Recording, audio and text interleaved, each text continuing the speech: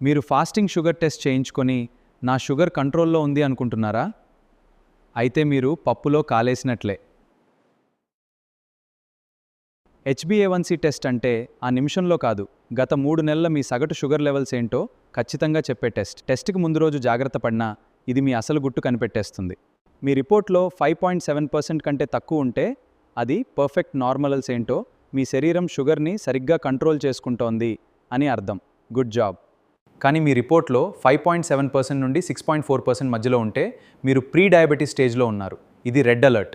ఇప్పుడే జీవనశైలి మార్చుకుంటే డయాబెటీస్ని ఆపవచ్చు.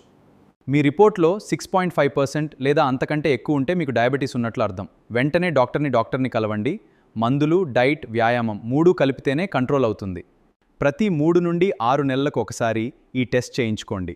మీ లాస్ట్ HbA1c రీడింగ్ ఎంత? కింద కామెంట్ చేయండి. ఫాలో అవ్వండి మరిన్ని హెల్త్ టిప్స్ కోసం.